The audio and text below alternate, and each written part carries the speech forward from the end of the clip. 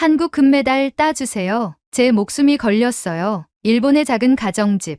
한 여학생이 파리올림픽을 시청하며 두 손 모아 기도하고 있습니다. 부모님은 심각한 표정을 지으며 TV를 지켜보고 있는데요. 도대체 이 가족에겐 무슨 일이 있었던 것일까요? 오늘은 일본에서 넘어온 유쾌한 사연을 여러분께 들려드리려고 합니다. 오늘의 이야기 시작합니다. 아 참, 여러분의 구독과 좋아요는 폭염도 물러가게 합니다. 제게 시원한 바람 한번 쏴주세요. 여러분 안녕하세요.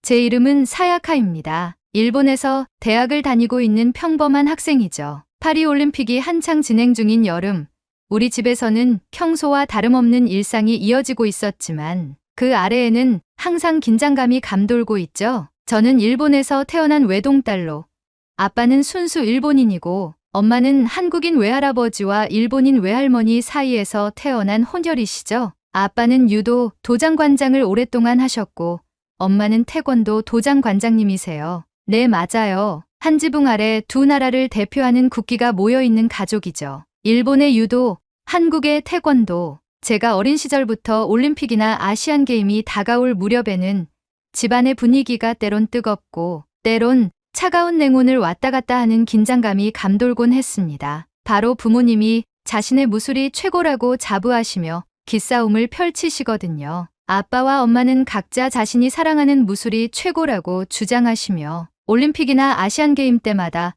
유도와 태권도의 중계방송을 두고 TV 리모컨의 소유권을 항상 다투셨어요. 두 분 모두 제가 태어나기 이전 젊은 시절에 각 종목 선수를 하셨기 때문에 승부욕은 날할 것도 없고요. 방콕에서 진행된 아시안게임에서 두 분이 만나 결혼까지 하셨다고 했는데 종목을 초월한 사랑이 결혼을 하신 이후로는 올림픽과 아시안게임마다 부부싸움으로 번지는 모습이 참 웃겼습니다. 어릴 적부터 무도인 부모님 밑에서 자란 저는 부모님의 등살에 밀리다 못해 결국 운동 자체를 포기했습니다. 아빠가 유도로 끌어들이려 하고 엄마가 태권도로 끌어들이려 하며 저를 사이에 두고 벌어진 부모님의 줄다리기에 제 몸과 마음이 지쳐버렸기 때문이죠. 게다가 돌아가신 외할아버지께서 한국의 국기인 태권도에 대한 자부심을 갖고 계셨고 외할아버지도 일본으로 넘어와서 태권도장을 차릴 정도로 태권도에 대한 사랑이 넘치는 분이셨기에 그 피를 물려받은 엄마는 오죽하겠어요. 한국인의 피를 가진 엄마는 한국이 태권도로 금메달을 딸 때마다 소녀처럼 행복해하셨고 태권도 외종목에서도 한국인이 선전하면 박수를 치셨죠. 한국을 응원하는 모습을 본 순수 일본 혈통인 아빠는 못마땅해 하시고 비아냥거리며 시비를 거니 둘의 싸움은 자연스레 번지게 된 것이죠. 아무튼 인연을 주기로 찾아오는 집안에 들이우는 검은 그림자를 이번 파리올림픽에서도 저는 피하지 못했습니다. 얼마나 심각한지 모르시겠다고요?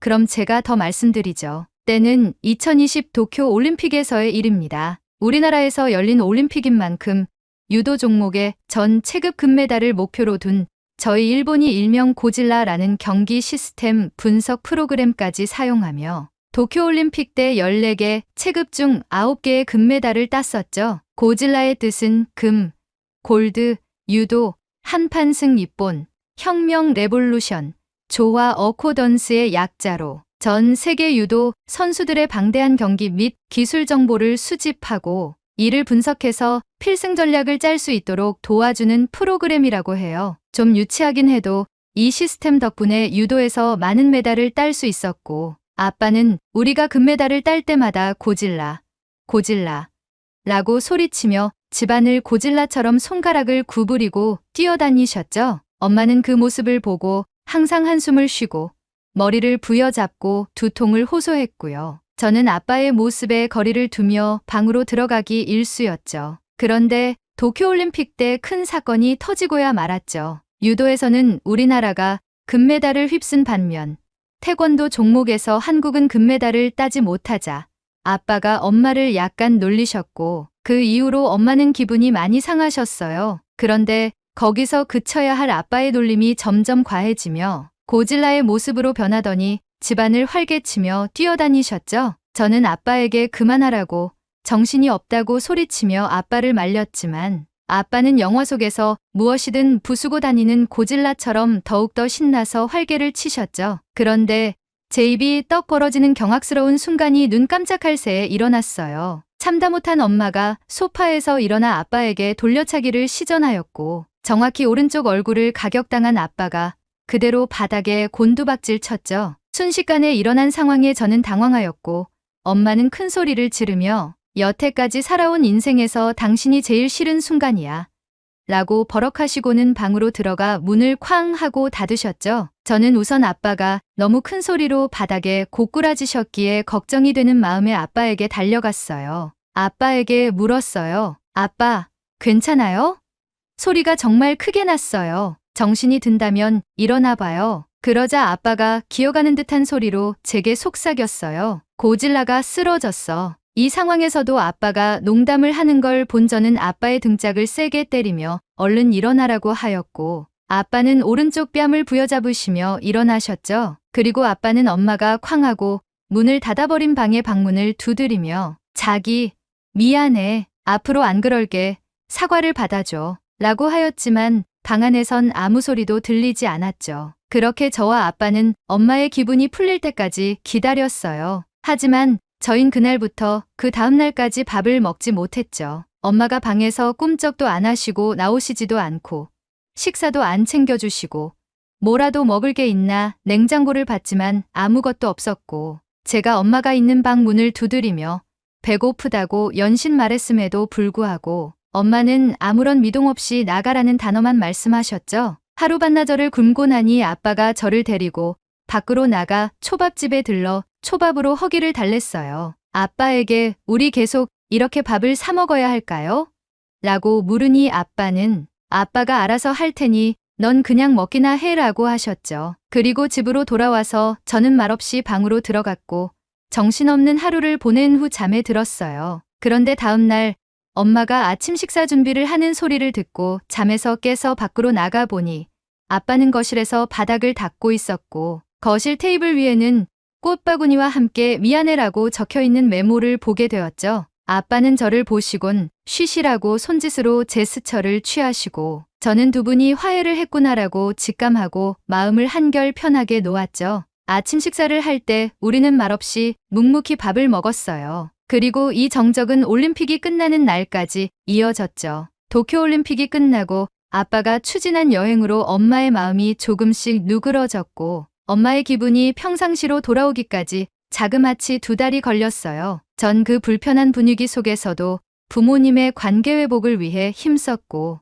예전처럼 돌아온 부모님의 애정에 한편으론 다행이다 싶었죠. 그리고 저는 앞으로 이런 일이 일어나지 않을 거라는 확신까지 들었어요. 하지만 그것은 제 크나큰 착각이었죠. 항저우 아시안게임에서 또 각자의 국기가 우월하니 하며 싸우기 시작하셨기 때문이죠. 불행 중 다행으로 일본이 유도 종목에서 그리고 한국이 태권도 종목에서 금메달을 많이 획득하며 부모님의 티격태격은 도쿄올림픽 때보다 줄어들었고 긴장감이 도는 분위기가 완화되는 데에도 한 달도 채 걸리지 않았어요. 그리고 어김없이 이번 파리올림픽이 찾아온 거죠. 이번 올림픽 이전부터 아빠는 파리에 직접 가서 유도를 응원해야 된다. 일본이 이번에 금메달 목표를 20개를 두고 있다. 도쿄올림픽에서의 최다 메달의 기록을 갱신할 거야. 라고 하며 파리로 가자고 소리치셨고 엄마는 어떻게 파리를 가냐고 도장은 어떻게 하고 파리를 가려고 하냐고 잔소리를 하셨죠. 그 모습에 아빠는 한국은 메달 목표가 5개라던데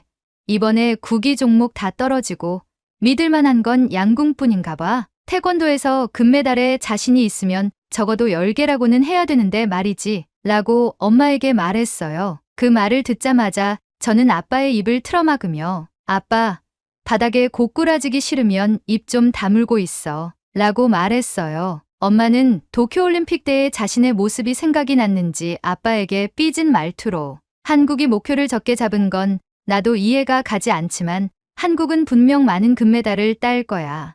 두고 봐. 라고 하며 이번 파리올림픽에 대한 자신감을 내비쳤죠. 마침내 개회식이 시작되었고 파리올림픽 개막과 동시에 다가온 유도 경기를 기다리며 아빠의 흥분도는 점점 올라가기 시작하셨어요. 아빠는 말했어요. 이번에도 일본 유도가 금메달을 휩쓸 거야. 한국 태권도?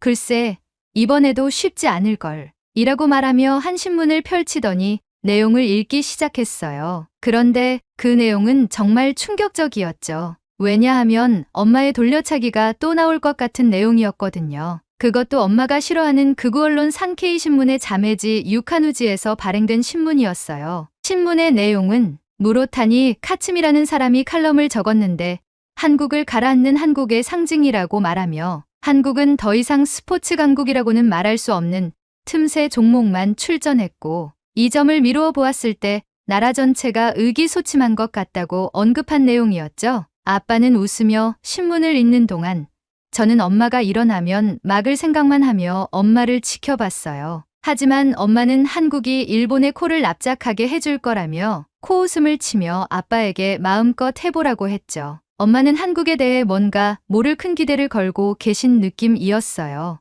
아빠의 말에 크게 흔들리지 않으셨죠. 그리고 유도 경기가 열리던 날이 밝았고 집안은 아침부터 긴장감으로 가득 찼어요. 아빠는 평소보다 더 일찍 도장의 문을 닫고 유도복을 입고 일본 유도 선수들의 경기를 준비하며 TV 앞에 가지런히 무릎을 꿇으시며 TV 시청 준비 자세를 잡으셨어요. 선수가 소개되고 아빠는 큰 소리로 일본, 일본이라고 외치며 응원을 하셨죠. 저는 소파에 앉아 엄마를 바라보았고 엄마는 부엌에서 손과 칼은 채소를, 눈은 아빠를 향한 채로 음식 준비를 하고 계셨죠. 하지만 엄마의 눈빛이 째려보는 눈빛은 아니었어요. 아마도 유도 경기가 모두 끝난 이후 태권도 경기가 진행되는 스케줄이다 보니 상대적으로 여유로운 모습을 보이셨죠. 하지만 저는 내심 걱정했어요. 한국 태권도가 혹여나 도쿄올림픽 때의 악몽으로 메달을 따지 못하는 것은 아닐까 하는 우려가 계속되었죠. 아빠는 우리나라 유도 선수들이 경기에 출전할 때마다 특유의 기합 소리와 함께 환호성을 지르며 경기를 지켜보셨고 결국 일본은 유도에서 3개의 금메달을 차지했어요. 아빠는 기뻐하며 우리를 향해 말했어요. 봐라, 도쿄에서의 금메달은 운이 아니야. 종주국으로서 자존심을 지켜냈어. 이번에도 우리 대 일본 유도가 최고였어. 라고 외치며 엄마에게 깐족거리기 시작했죠. 하지만 엄마는 종주국이면 메달을 더 땄어야지. 도쿄 올림픽 때보단 못하네? 라고 말씀하시며 아빠의 도발에 응수했죠. 엄마의 말을 듣고 아빠는 말했어요. 한국이 태권도 종주국으로 얼마나 많은 금메달을 따나 한번 지켜보겠어. 한국이 금메달을 또 못 따거나 우리 유도보다 적겠다면 당신도 인정해야 해. 라고 말했어요. 이 말을 들은 엄마는 코웃음을 치며 아직 시작도 안 했어. 긴장 풀어. 태권도 경기 때 한번 지켜봐봐. 라고 침착하게 대응하셨어요. 그런데 왜 제 눈에는 집안에서 불꽃놀이를 하듯이 불똥이 번쩍번쩍 튀는 것일까요? 유도 경기가 끝난 이후 집안은 잠시 하나가 되어 다른 종목에 출전한 우리 선수들을 응원하며 평온을 되찾았지만 그저께 치러진 태권도 경기가 다가올수록 다시 긴장감이 감돌기 시작했어요. 저는 생각했어요. 차라리 한국이 많은 메달을 가져가서 집안의 평화가 찾아왔으면 좋겠다고 말이에요. 우리 가족 중에 엄마를 이길 사람은 없다고 생각해요. 아빠가 고꾸라진 이후로 엄마가 집안 내에서 서열 1위라고 제 마음속에 자리매김했거든요. 하지만 그럴 수 없던 이유가 있죠. 일본 언론이 자신했던 한국보다 우월한 성적이 뒤바뀌는 참사가 벌어졌거든요. 한국이 목표로 하는 금메달 5개보다 훨씬 많은 금메달을 따며 올림픽 종합순위에서 일본을 제쳐버렸기 때문이었죠. 그 모습에 아빠는 부글부글하며 한국은 꼭 이겨야 할 대상이라고 소리치기 시작했고 엄마는 아빠한테 한국에 피가 섞인 나를 앞에 두고 할 소리냐고 버럭하시며 두 분의 긴장감이 다시 올라오며 집안에는 또다시 검은 그림자가 드리워지고 심지어는 안개가 자욱한 느낌마저 들었죠. 엄마는 무엇인지 모를 자신감에 차 있었어요. 이전과는 다르게 아빠의 도발에 쉽사리 넘어가지 않고 오히려 아빠의 도발을 맞받아치며 대범한 모습을 보여줬죠. 저는 궁금했어요. 엄마, 한국이 태권도에서 금메달을 딸 확률이 높아 보여? 예전에 엄마의 모습이 아니야. 엄마는 제 물음에 웃으며 답하셨어요. 사야카, 엄마는 도쿄올림픽 이후로 매일같이 태권도 관련 뉴스를 확인했어. 한국을 대표해서 나오는 선수들도 파악했고 그 선수들의 기량도 분석했어. 아마 이번에는 한국이 금메달을 딸 거야. 나는 그 믿음이 있어. 넌 일본인이지만 한국의 피도 섞여 있다는 거 잊지 마. 한국, 일본 모두 우리 편인 거야. 저는 엄마의 말을 듣고 정체성의 혼란이 조금 오긴 했지만 한국과 일본이 모두 잘 지냈으면 하는 바람이 있어요. 그랬다면 이렇게 부모님이 싸우시진 않으셨을 것이니까요. 반면 아빠는 이미 유도 경기가 끝났다는 안도감에 여유를 부리며 태권도 경기 뭐하러 보냐고 비아냥대며 한국은 금메달 못 딸 거라고 소리치며 큰 관심을 두지 않는 듯 보였죠. 그렇게 파리올림픽에서 태권도 종목이 시작되었고 첫 체급은 58kg이야 남자 개인전이었어요. 엄마는 유도 경기 날 아빠가 했던 것과 똑같이 태권도 도장을 일찍 닫고 집에 들어와 한국어로 적혀있는 자신의 도복을 꺼내 입고 TV 앞에 앉아 준비를 하셨어요. 아빠는 따라하냐며 비아냥대긴 했지만 유도 경기가 이미 끝났고 일본이 금메달을 3개나 챙겼다는 자신감 때문인지 태권도 경기를 흥미롭게 지켜보지 않으셨죠. 하지만 엄마는 이날을 손꼽아 기다려온 사람처럼 일본인임에도 불구하고 한국을 향한 응원을 시작하셨죠. 아마도 엄마는 태권도가 얼마나 훌륭한 국기인지 아빠에게 보여주고 싶어 하시는 것 같았어요. 경기가 시작되자 박태준이라는 한국 선수가 가볍고 빠른 움직임으로 점수를 연이어 획득하였어요. 한국 선수의 날쌘 모습에 무관심하던 아빠는 화면을 주시하기 시작했고 엄마는 자신이 분석한 대로 박태준 선수의 빠른 움직임에 감탄하며 응원을 이어가셨죠. 박태준은 뛰어난 기량을 발휘하며 상대방을 압도하기 시작했고 파죽지세로 결승전까지 올라갔어요. 그리고 마침내 도쿄올림픽 때 엄마의 돌려차기를 보는 듯한 한국 선수의 시원한 돌려차기가 상대방의 오른쪽 턱을 가격하였고 한국의 태권도 종목 첫 체급에서 첫 번째 금메달이 나왔죠. 엄마는 크게 기뻐하며 봤지? 태권도도 만만치 않아 라고 외치셨고 아빠는 오른쪽 턱을 손으로 감싸며 약간 놀란 표정을 지으시더니 태권도 경기를 좀 더 진지하게 지켜보게 되었죠. 다음 날 한국의 두 번째 체급 경기가 있었어요. 태권도 57kg급 여자 개인전이 시작되었고 출전한 한국의 김유진 선수는 시작부터 놀라운 피지컬과 움직임으로 상대를 제압하기 시작했어요. 엄마는 신나서 말했어요. 사야카, 저 선수는 세계 랭킹이 24위밖에 안 되는데도 불구하고 이번 올림픽 기대주야. 어렵게 파리올림픽 선수단에 승선했기 때문에 그만큼 간절한 마음을 가지고 뛰는 거야. 잘 봐봐. 김유진 선수가 어떻게 결투하는지. 엄마는 자신이 분석한 내용을 연신 얘기해주며 저와 아빠의 몰입도를 올리기 시작했어요. 그리고 김유진 선수는 16강전에서 세계 랭킹 5위인 터키 선수의 머리를 연달아 가격하며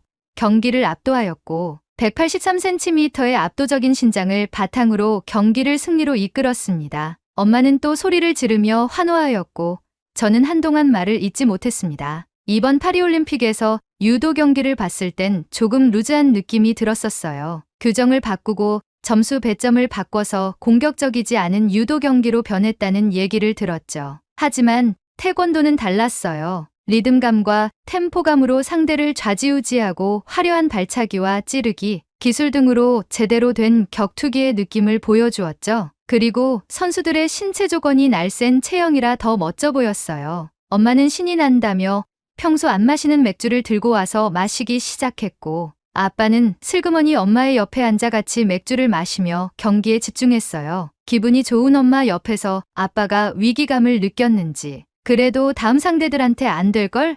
세계 랭킹 4위래 라고 깐죽대기 시작했죠. 맞아요. 8강전에서 만난 상대는 세계 랭킹 4위였어요. 그리고 외모도 아시아계 혼혈 같았죠. 알고 보니 한국계 선수였고 대등한 대련을 펼쳤습니다. 하지만 엄마의 간절함이 통한 탓인지 김유진 선수는 긴 다리를 이용한 머리 공격을 펼치며 극적인 승리를 거두었죠. 엄마는 아빠를 발로 밀치며 가까이 붙지 말라고 하였고 아빠는 그럼에도 불구하고 엄마를 놀리는데 열중하였어요. 그리고 엄마의 응원에 고비가 찾아왔죠. 태권도 여자 개인전 4강에서 세계 랭킹 1위이고 지난 두 번의 아시안게임에서 2연속 금메달을 목에 건 중국의 러중스와 맞붙게 된 것입니다. 엄마는 저에게 말했어요. 김유진 선수가 이번 경기만 이기면 무조건 금메달이야. 나는 확신이 있어. 저는 그래도 세계 랭킹 1위를 어떻게 이기냐고 생각하며 한동안 또 밥을 굶어야 하나 하는 근심 걱정을 하며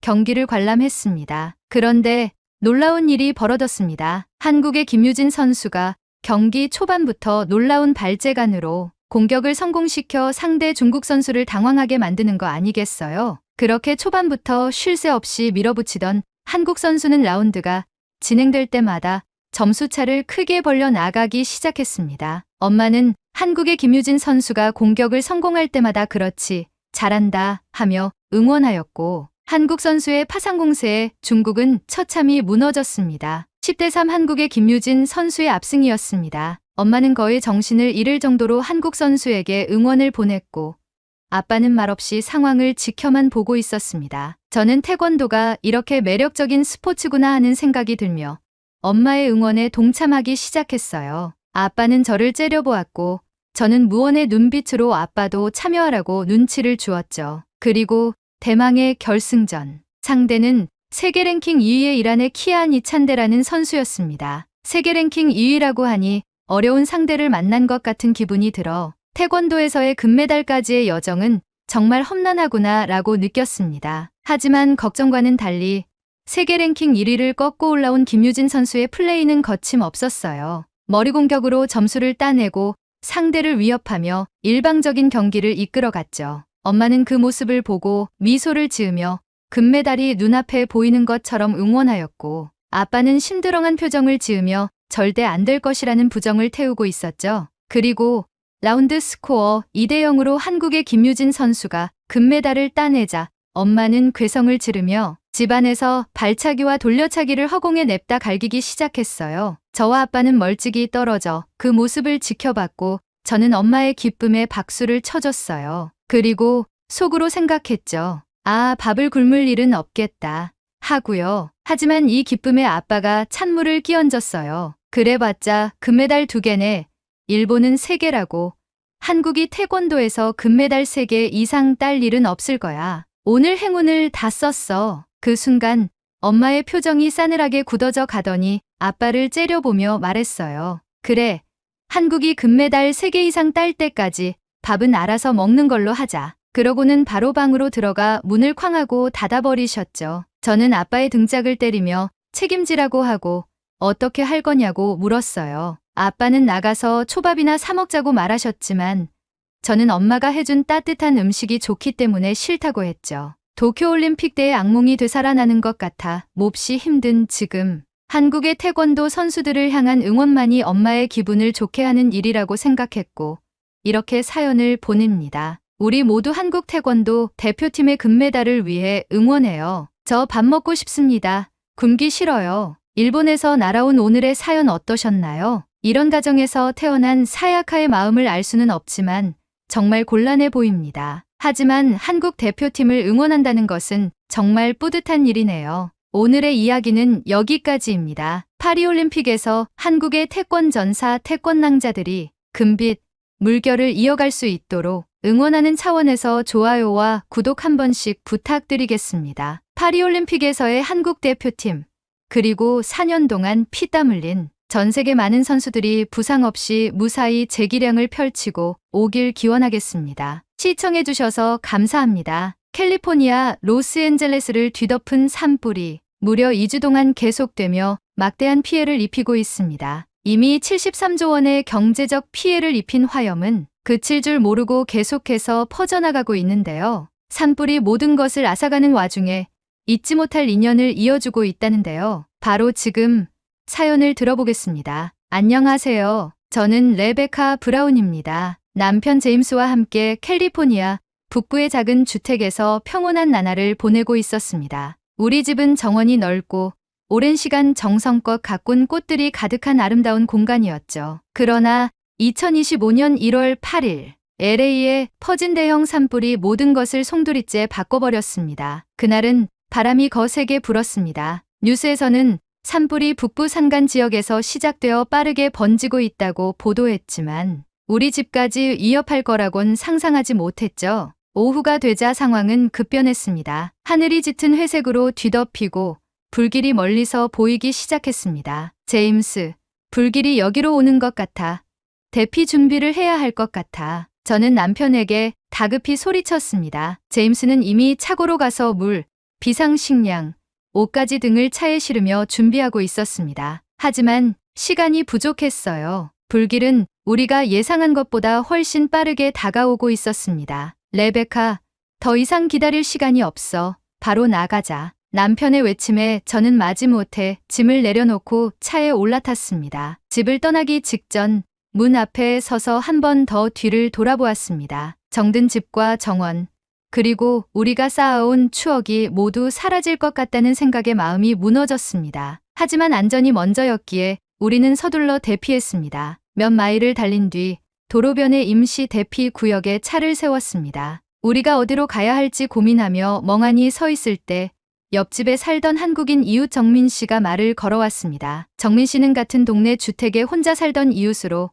평소에는 간단히 인사만 나누는 사이였습니다. 그는 조용하고 소탈한 사람이었어요. 하지만 이날 그는 예상치 못한 도움의 손길을 내밀었습니다. 안녕하세요. 한인타운 쪽에 대피소가 잘 마련되어 있다는 정보를 받아서 저도 그쪽으로 이동하려고 하는데 괜찮으시다면 제 차를 따라 한인타운으로 가는 게 어떠실까요? 정민 씨의 제안은 뜻밖이었습니다. 한인타운이라는 곳은 저희에게 낯선 곳이었고 거기에서 저희가 편히 머물 수 있을지 확신할 수 없었습니다. 게다가 정민 씨와는 평소 그리 친한 사이가 아니었기에 그의 도움을 받는 것이 어색하게 느껴졌죠. 하지만 대피소를 어디서 찾아야 할지 막막한 상황에서 정민 씨의 제안은 큰 위안이 되었습니다. 저는 남편과 눈빛을 교환하며 고개를 끄덕였습니다. 감사합니다. 따라갈게요. 저희는 정민 씨의 차를 따라 한인타운으로 향했습니다. 시설이 기대에 못 미친다면 다른 대피소를 찾아야 했기에 남편과 저는 친구들에게도 연락해 대피소 정보를 주고받으며 정민의 차를 따라갔습니다. 산불로 폐허가 된 도로를 지나며 잿더미가 된 나무와 집들을 보면서 마음이 무거웠습니다. 하지만 한인타운에 가까워질수록 분위기가 달라졌습니다. 주변이 모두 불에 탄 지역임에도 불구하고 한인타운은 멀쩡했습니다. 건물들은 온전히 서 있었고 거리에는 질서가 있었습니다. 어떻게 이런 차이가 날 수 있을까 의아했지만 지금은 그저 안도감이 들었어요. 대피소에 도착하자 우리는 정민 씨의 안내를 받아 간단한 등록 절차를 밟았습니다. 자원봉사자들이 밝은 미소로 우리를 맞아 주었고 물과 간식을 건네주며 대피소 내부를 안내해 주었습니다. 대피소는 예상 이상으로 깔끔했고 모든 것이 체계적으로 운영되고 있었습니다. 여기 괜찮은데? 이 정도면 충분히 머물 수 있겠어. 남편 제임스도 감탄하며 말했습니다. 저희가 대피소의 짐을 정리하고 잠시 숨을 돌리던 중 정민이 다시 찾아왔습니다. 배고프실 텐데 저와 함께 식사하러 가시죠. 정민 씨의 제안에 따라 저와 남편은 그를 따라 대피소 밖으로 나섰습니다. 대피소 주변에는 푸드트럭 몇 대가 주차되어 있었고 음식을 받으려는 사람들로 긴 줄이 이어져 있었습니다. 여기 줄이 너무 기네. 기다리는데 시간이 꽤 걸리겠어. 남편과 저는 줄을 서야겠다고 생각하며 대기줄 끝으로 향하며 기다리려 했습니다. 그런데 황당한 일이 벌어졌습니다. 정민 씨가 푸드트럭 줄을 지나쳐 다른 방향으로 걸어 가버리는 겁니다. 정민 씨, 어디 가시는 거예요? 제가 묻자 정민 씨는 손짓하며 이쪽으로 오세요. 라고 했습니다. 그를 따라 걸어간 곳은 한 건물이었습니다. 그곳에 들어서자 우리는 상상도 못했던 광경을 마주했습니다. 그곳은 식당이었고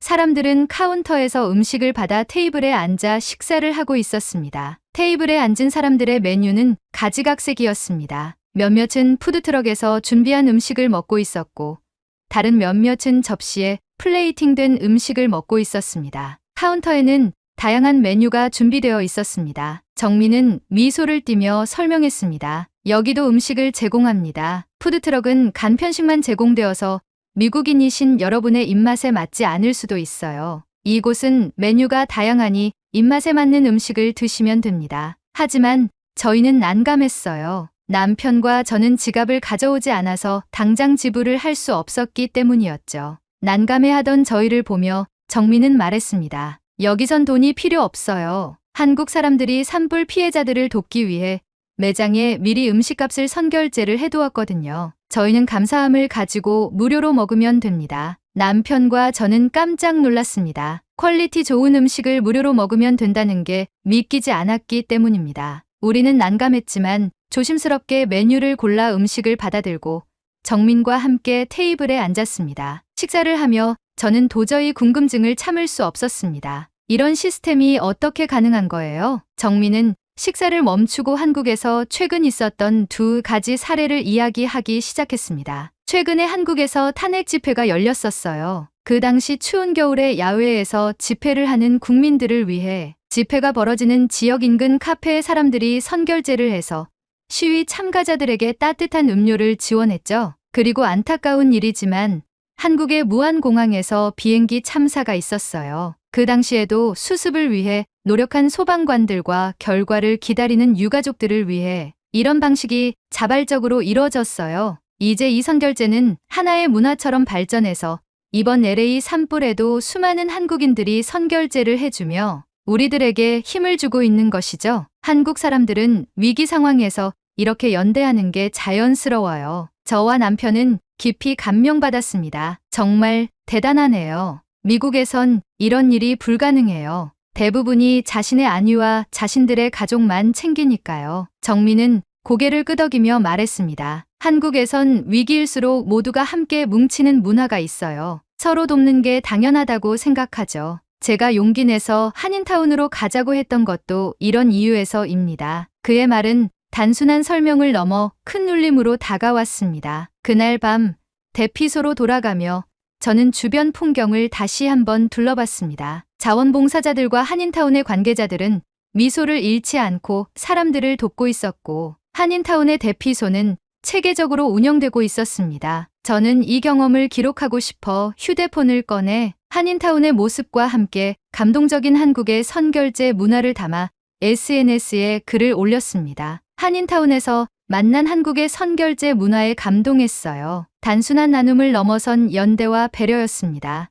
미국에도 이런 문화가 있다면 얼마나 좋을까? 이 작은 게시글이 앞으로 어떤 변화를 불러올지는 이때는 상상도 하지 못했습니다. 다음날 아침, 저는 이른 시간부터 휴대폰 알림 소리에 잠에서 깼습니다. 알림이 계속 울리자 재난 문자가 계속 날아오는 것인가 싶어 휴대폰을 켰습니다. 휴대폰 화면을 바라보는데 뜻밖의 장면에 깜짝 놀랐습니다. 이게 다 뭐지? 제가 전날 SNS에 올린 게시물이 폭발적인 반응을 얻고 있었습니다. 한인타운에서 경험한 선결제 문화의 감동을 기록한 그 짧은 글이 엄청난 관심을 받고 있었던 겁니다. 좋아요와 댓글은 끝없이 올라가고 있었고 댓글에는 많은 사람들이 한인타운의 연대와 배려의 감동을 표현하고 있었습니다. 이런 문화가 우리 지역에서도 필요해요. 한인타운 주민들과 한국의 연대 문화가 정말 대단하네요. 이런 움직임이 전국으로 퍼졌으면 좋겠어요. 역시 한국 문화는 전 세계 1등.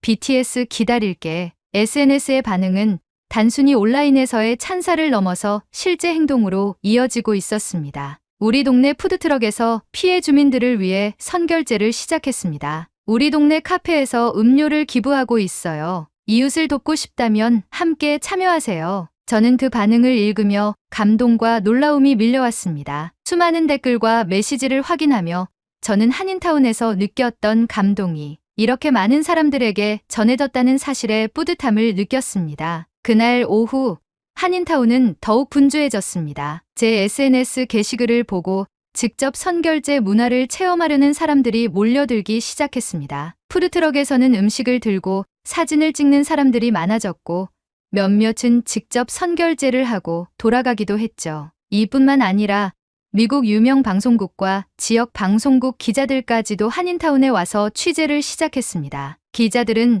자원봉사자와 이재민들 그리고 한인타운의 선결제 문화를 체험하는 시민들에게 마이크를 건네며 질문을 던졌습니다. 한국의 선결제 문화가 어떻게 시작되었습니까? 이 문화가 미국 전역에 퍼질 가능성은 몇 %라고 보십니까? 기자들의 취재를 보며 저는 한편으로 어안이 벙벙했지만 제 작은 게시글 하나가 이렇게 큰 관심을 불러일으킨 것에 내심 뿌듯함도 느꼈습니다. 그날 저녁 저는 깜짝 놀랄 연락을 받게 되었습니다. 오래전 연락이 끊겼던 친구 미샤에게 메시지가 왔기 때문입니다. 그녀의 메시지에는 다급하고 걱정이 가득한 감정이 보였습니다. 레베카, 우리 엄마가 몸이 불편해. 관절염 때문에 움직이기도 힘드신데 소화기관도 문제가 있어. 지금 있는 대피소에서는 그런 걸 신경 써주지 않아서 고민인데 한인타운으로 가면 달라지는 게 있을까? 미샤의 메시지에는 엄마에 대한 걱정이 가득했습니다. 미샤는 한인타운이 체계적으로 운영되고 있다는 소식을 저의 SNS로 접하고 혹시 이곳으로 올 수 있을지 물어온 것이었습니다. 저는 정민 씨를 찾아가 미샤의 사정을 이야기했습니다. 정민 씨,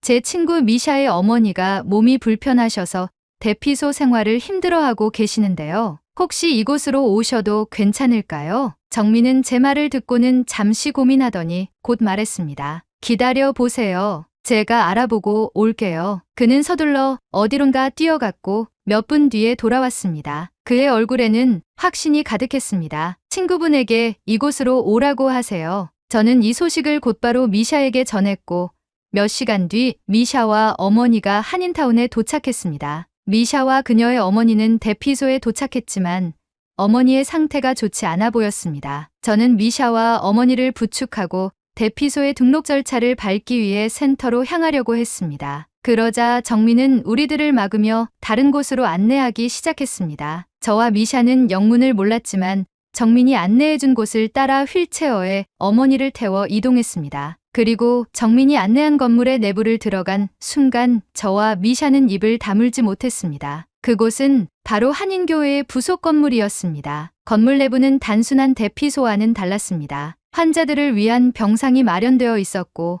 많은 환자들이 자원봉사자들에게 돌봄을 받고 있었습니다. 정민은 입을 다물지 못하고 있는 저희들을 보며 말했습니다. 이곳은 의료 자원봉사자들이 상주하면서 환자들에게 필요한 도움을 제공해요. 한국인 의사들도 의료 지원을 하고 있어서 어머니께서 더 편안히 지내실 수 있을 거예요. 환자들에게 맞춰진 식단을 구성해서 자원봉사자들이 지급하고 있으니 식사 문제도 해결될 겁니다. 미샤는 어머니가 편안히 자리 잡는 모습을 보며 눈물을 글썽였습니다. 정말 감사해요. 엄마가 여기 계시면 훨씬 나아지실 것 같아요. 정민은 미소 지으며 건물을 나섰습니다. 정민의 뒷모습을 보며 저는 다시 한번 한인타운의 체계적인 시스템과 자원봉사자들의 헌신에 감탄했습니다. 미샤의 엄마는 편안하신지 금세 잠에 드셨고 미샤와 저는 함께 앉아 한숨 돌리며 말했습니다. 레베카, 우리가 이곳에서 받은 도움을 갚을 방법을 찾아야 하지 않을까? 나도 누군가를 위해 뭔가를 해야 할 것 같아. 저는 고개를 끄덕이며 대답했습니다. 나도 같은 생각이야. 한인타운 사람들이 보여준 이 연대와 배려는 정말 특별해. 우리도 이걸 이어나가야 해.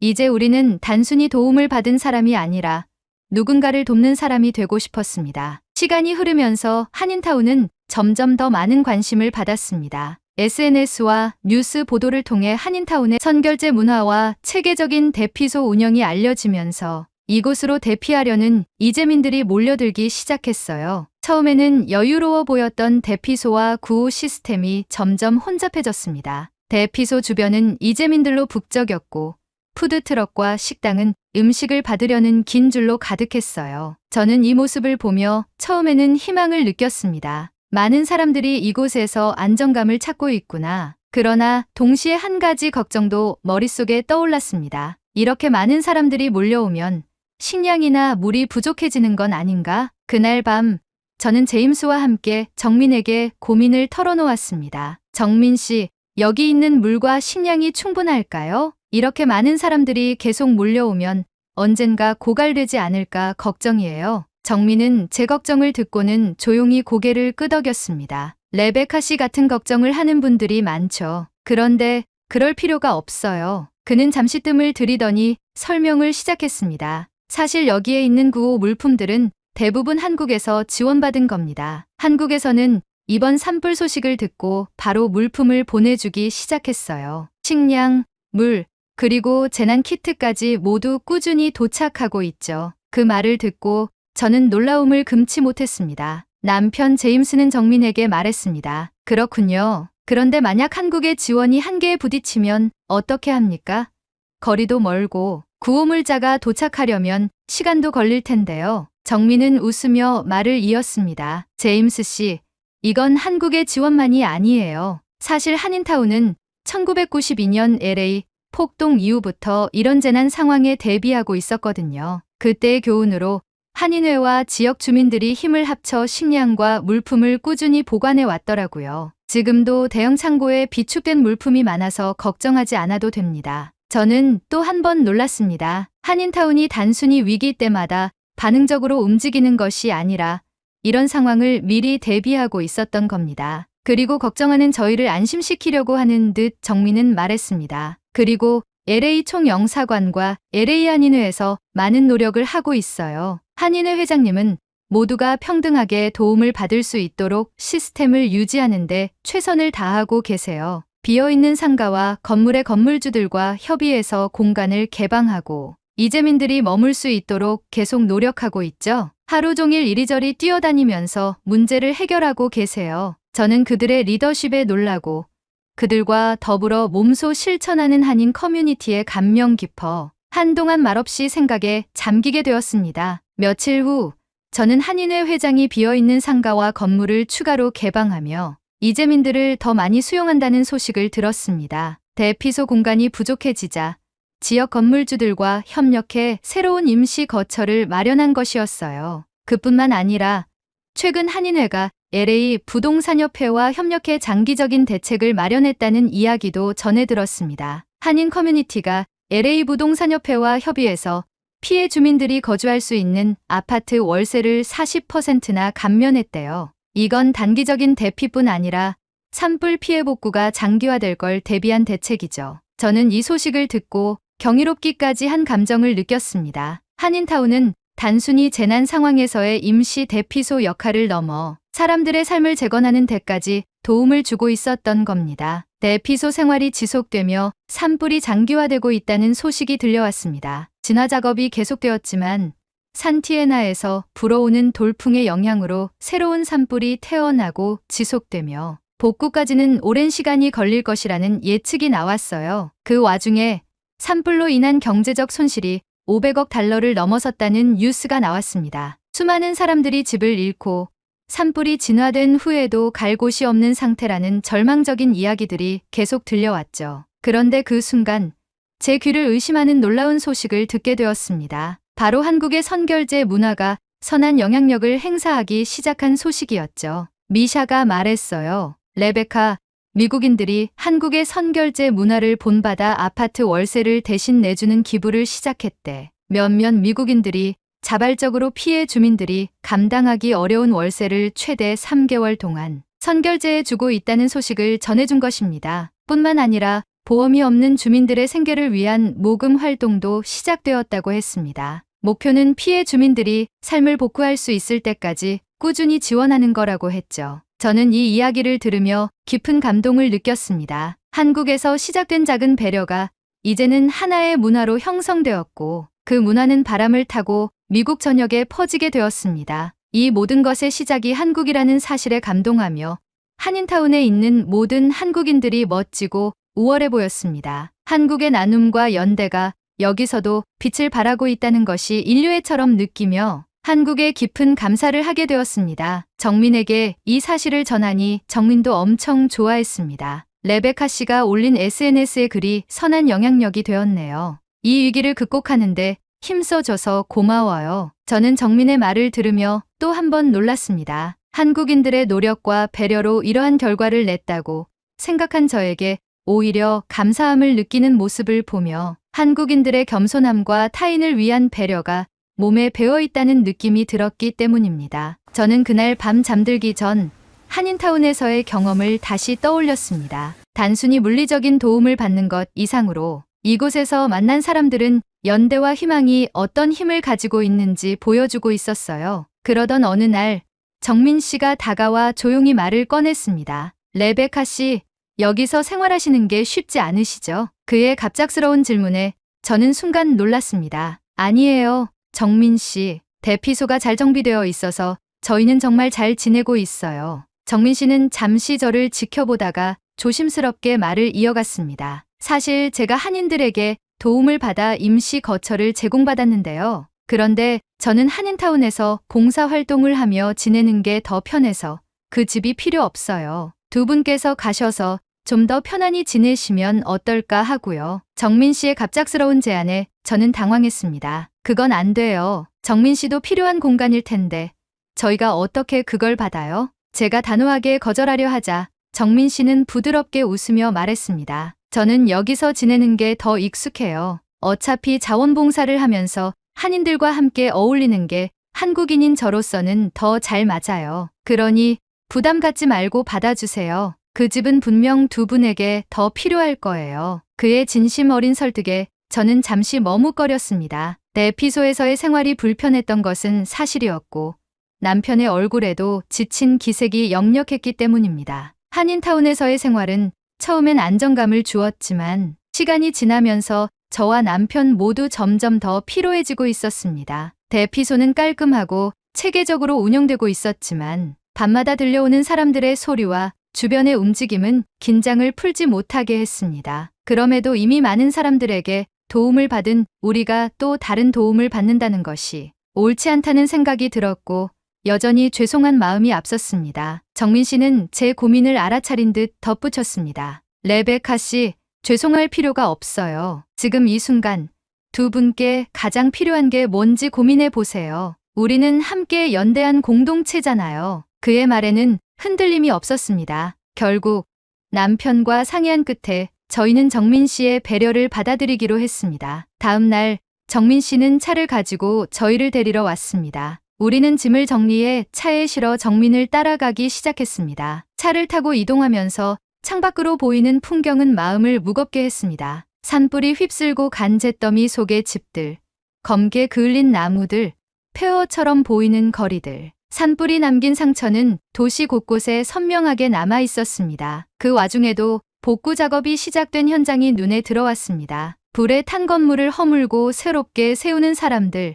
잔해를 치우며 한 발짝씩 나아가는 모습을 보며 저는 작은 희망이 피어나는 것을 느꼈습니다. 모든 걸 잃었어도 다시 시작할 수 있구나. 정민 씨가 차를 멈춘 곳은 한인타운에서 멀지 않은 조용한 동네였습니다. 저와 제임스는 차에서 내리자마자 숨이 멎을 듯한 충격을 받았습니다. 주변의 건물들은 대부분 불에 타 폐허가 된 상태였는데 그 가운데 한 채의 집이 온전하게 서 있는 모습을 보았기 때문입니다. 아니, 어떻게 이 집만 멀쩡할 수 있죠? 제가 놀라서 묻자 정민 씨는 차분하게 설명했습니다. 이 집은 1992년 LA 폭동 이후 한인들이 설계한 건물이에요. 그때의 교훈으로 모든 건물을 콘크리트로 짓고 방염 처리를 했죠. 그래서 이번 산불에서도 살아남을 수 있었던 거예요. 저는 또 한 번 한국인들의 준비성과 지혜에 감탄했습니다. 정민 씨는 저희를 집 안으로 안내했습니다. 내부는 놀랄 만큼 잘 보존되어 있었고 약간의 손질만 하면 오랫동안 편안히 지낼 수 있을 것 같았습니다. 정민 씨는 열쇠를 제 손에 쥐어주며 저희 부부에게 말하기 시작했습니다. 오랫동안 이웃으로 간단히 인사만 나눴는데 이번 계기를 통해 좋은 이웃을 둔 것 같아 기쁩니다. 여기서 편히 지내세요. 그의 말은 가슴 깊은 곳에서 따뜻한 감동을 일으켰습니다. 정민은 집을 나서기 전 뒤돌아서서 저희에게 말을 이어갔습니다. 아, 그리고 제 이름은 정민이 아니고 민입니다. 성이 정이에요. 사람들과 나누는 정이요. 그리고는 집 밖을 나갔습니다. 정민의 이름의 뜻을 알게 되고 한동안 저와 남편은 말없이 현관문을 바라보았습니다. 한국인의 정이 이렇게 감동을 줄지는 상상도 못했기 때문입니다. 저와 남편은 집을 정리하며 새롭게 시작할 준비를 했습니다. 밤이 되자 우리는 오랜만에 고요한 집 안에서 깊은 잠을 잘 수 있었습니다. 저와 남편은 이곳에서 받은 도움에 보답하기 위해 복구 작업이 끝날 때까지 한인타운의 한국인을 도와 자원봉사에 나서기로 했습니다. 그리고 불타버린 도시를 복구할 때 정원을 가꾸었던 경험을 바탕으로 다시 초록초록한 동네를 만들겠다고 다짐하였습니다. 희망은 배려에서 시작됩니다. 한인타운과 정민 씨가 보여준 연대와 나눔은 우리 모두가 함께 살아가는 방법을 가르쳐 주었습니다. 받은 도움을 잊지 않고 저도 이 따뜻함을 이어가겠습니다. 감사합니다. 오늘의 사연은 여기까지입니다. LA에 번진 산불이 얼른 꺼지고 살기 좋은 삶의 터전으로 복구되길 진심으로 바라겠습니다. 여러분도 많은 응원 부탁드리겠습니다. 2025년 새해 복 많이 받으시고 가정의 평화가 항상 깃들길 진심으로 바라겠습니다. 겨울철 독감이 날이 갈수록 심해지고 있습니다. 이번 독감은 평소와 다르게 기간이 길고 목에 치명적인 독감이라고 합니다. 목 건강을 챙기는 것이 독감의 가장 좋은 예방법이라고 합니다. 마스크는 필수로 착용하시는 게 좋다고 하며 목을 마르게 하는 차나 커피는 조금 참고 충분한 물을 섭취하여 목을 항상 촉촉하게 유지해주는 것이 좋다고 해요. 여러분이 아프지 않고 항상 건강하길 진심으로 바랍니다. 오늘의 이야기가 마음에 드셨다면 좋아요 한 번씩 부탁드리겠습니다. 그리고 여러분의 댓글은 제게 큰 힘이 됩니다. 다음엔 더 좋은 사연으로 여러분을 찾아뵙겠습니다. 시청해주셔서 감사합니다.